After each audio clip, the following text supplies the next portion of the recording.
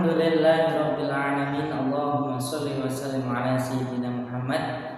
Apa kabarnya anak-anakku semuanya? Hari ini Pak dan harap semuanya dalam keadaan sehat walafiat, tidak ada suatu apapun untuk kita hari ini melaksanakan pembelajaran pendidikan agama Islam dan budi pekerti. Oke, sebelum kita belajar, kita jangan lupa membaca surah Al-Fatihah dan berdoa. Oke, anak-anakku semuanya sudah siap? Kita lanjutkan pembelajaran pendidikan agama Islam dan budi pekerti yang selanjutnya, yaitu kita akan membahas masalah keteladanan dari orang soleh, orang pilihan Allah yang terkenal kesalehannya. Bahkan orang saleh ini adalah guru dari Nabi Daud. Siapakah beliau? Beliau bernama Luqmanul Hakim. Luqmanul Hakim ini diberikan keistimewaan oleh Allah berupa kecerdasan yang luar biasa. Cuma Allah tidak memberikan kedudukan Nabi kepada Luqmanul Hakim. Nah, lalu siapakah Luqmanul Hakim itu? Luqmanul Hakim itu adalah orang yang hidup di daerah Habsyi. Nah, pekerjaan beliau itu terkenal sebagai tukang kayu. Tapi Allah mengabadikan beliau menjadi orang yang pandai, orang yang ahli dalam ilmu agama, sehingga beliau diberi kedudukan Allah, diberi keistimewaan oleh Allah menjadi orang pilihan yang kemudian Allah mengabadikan Luqmanul Hakim dalam Al-Qur'anul Karim. Nah, kenapa dan bagaimana Luqmanul Hakim itu kok bisa dicantumkan di dalam Al-Qur'an? Salah satunya adalah tujuannya untuk supaya kita belajar dari apa yang menjadi teladan-teladan Luqmanul Hakim. Nah, yang terkenal dari Luqmanul Hakim itu adalah nasihatnya. Nasihat kepada siapa? Kepada putra-putrinya. Nah, ini banyak versi sebenarnya. Sebenarnya Luqmanul Hakim itu pekerjaannya banyak. Ada tukang kayu, ada tukang jahit, ada penggembala domba. Nah, ini tentang Luqmanul Hakim. Salah satunya beliau adalah salah satu keturunan dari Azar. Nama aslinya Azar itu adalah Tareh bin Nahur. Jadi masih punya keturunan yang sama dengan Nabi Ibrahim. Jadi masih punya keturunan yang sama dengan Nabi Ibrahim. Ini ada Luqmanul Hakim. Nah, beliau itu terkenal nasihat kepada anak. Nah, nasihatnya apa saja? Nasihat itu Pak Guru bagi menjadi 4 nasihat. Jadi 4 nasihat ini yang disampaikan oleh Luqmanul Hakim kepada putra-putrinya. Kalian mau tahu nasihatnya apa saja? Yang pertama adalah tentang akidah. Apa itu akidah? Akidah itu kepercayaan. Jadi dasar kita beragama itu percaya. Percaya pada Allah. Kalau di dalam agama Islam kita sebut sebagai iman. Itu dasar. Karena iman itu percaya. Dasar itu menjadi hal yang sangat penting.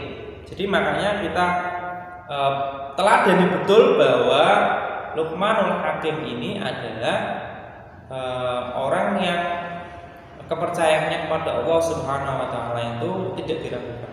Di imannya sangat kuat. Nah, ini terdapat dalam surat Al-Luqman, surat Luqman ayat ke-13. Bismillahirrahmanirrahim. Wa iqala Luqman li ibnihi wa huwa ya'iduhu ya bunayya la tusyrik billah innasyirka la zulmun 'azim. Shadaqallahul 'azim. Jadi dalam surat Luqman ini ayat 13 menyampaikan bahwa Luqman ini mengajarkan kepada putra-putrinya agar tidak menyekutukan Allah. Tidak menyekutukan Allah itu apa? Menyekutukan Allah itu tidak menyembah selain Allah, tidak berharap selain Allah. Jadi kita sebagai muslim yang baik, sebagai pribadi yang mengikuti ajaran agama yang baik, kita tidak boleh menyembah selain Allah. Misal untuk pohon-pohon disembah, ada patung-patung disembah, jadi tidak boleh. Hanya satu yang kita sembah, yaitu Allah. La tusyrik billah. Ini dasar kenapa nasihat Luqman kepada anaknya itu yang pertama satu tentang akidah. Jadi kalau bangun rumah itu ada pondasi awal. Jadi pondasi itu yang paling dasar dari rumah. Kita buat yang sekuat-kuatnya. Kenapa kalau kita tidak buat sekuat-kuatnya? Kalau dasarnya itu mudah hancur atau mudah rusak, maka bangunan di atasnya juga akan ikut rusak. Maka dari itu, akidah adalah hal yang pertama diajarkan oleh Luqmanul Hakim. Ya, ini diperhatikan betul anak-anak semuanya. Oke, selanjutnya yang kedua itu adalah tentang ibadah. Nah ini, yo. Yang kedua adalah tentang ibadah. Kalau setelah beriman di dalam ajaran agama Islam, setelah beriman kita akan melaksanakan ibadah. Contohnya gini, Pak Guru percaya bahwa Allah itu ada. Kalau kita percaya Allah itu ada, maka salah satu bentuk percaya kita yaitu dengan ibadah. Lah, Luqmanul Hakim mengajarkan putra-putrinya agar di samping beriman kepada Allah juga harus melaksanakan ibadah sebagai bentuk cinta kepada Allah. Nah ini makanya diajarkan. Makanya besok kalau kalian punya anak, itu diajarkan yang pertama itu tentang keimanan, yang kedua tentang ibadah. Kita mengenalkan Allah untuk anak-anak kita, setelah itu mengenalkan ibadah untuk bukti sebagai cinta kepada Allah. Dalilnya di mana? Dalilnya ada dalam surat Luqman ayat 17. Bunyinya bagaimana Pak? Bismillahirrahmanirrahim. Ya bunayya aqimis sholata wa'mur bil ma'rufi wa anha 'anil munkar wasbir 'ala ma asabak. Inna dzalika min 'azmil umur. Ya bunayya, hai anak-anakku, aqimis sholat. Ini loh. Ya bunayya, aqimis sholat. Dirikanlah sholat. Jadi mendirikan sholat itu hukumnya wajib bagi kita seorang muslim sebagai bentuk kecintaan kita dalam beriman kepada Allah. Pak, kalau misalnya saya lagi malas ibadah gimana Pak? Berarti kamu tidak cinta sama Allah. Yo, siapa yang mau dicintai Allah, maka kalian harus mencintai Allah dengan cara beribadah. Nah ini loh. Nasihat yang kedua adalah nasihat tentang untuk beribadah. Dan selanjutnya yang ketiga itu adalah dakwah. Dakwah Luqmanul Hakim mengajarkan putra-putrinya untuk mengajak ke dalam kebaikan dan mendorong orang-orang meninggalkan keburukan. Jadi kita ada sisi dakwahnya, mengajak kebaikan, tidak mengajak kepada hal-hal yang buruk, meninggalkan hal-hal yang buruk. Amar ma'ruf nahi munkar. Nah itu yang ketiga. Di dalam Al-Quran itu wa'mur bil ma'ruf wanhu 'anil munkar. Wa'mur bil ma'ruf wanha 'anil munkar. Apa itu, Pak? Jadi mengajak kepada kebaikan dan meninggalkan yang buruk. Kita sebagai umat Islam yang baik tidak boleh meninggalkan kebaikan. Contoh, menolong orang, membantu teman. Kalau ada orang kesusahan kita bisa bantu ya dibantu. Jangan malah sebaliknya, berbuat maksiat, berbuat dosa, menyakiti hati temannya. Biasanya siapa?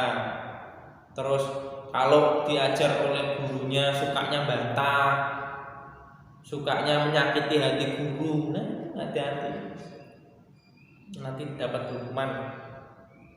Nanti dapat hukuman dari Allah. Nah, ini yang diajarkan kepada putra putri dari Luqman Hakim. Yang ketiga adalah tentang dakwah. Kita juga harus melakukan amar ma'ruf nahi mungkar. Karena apa? Karena kita adalah seorang mukmin muslim yang baik. Jadi kita kalau ada teman yang kemudian menyakiti temannya, dibilang, kamu jangan gitu, itu nanti menyakiti teman yang lain. Jangan. Nanti dikasih tahu ya. Jadi tidak kemudian kalau ada keburukan kita diam saja.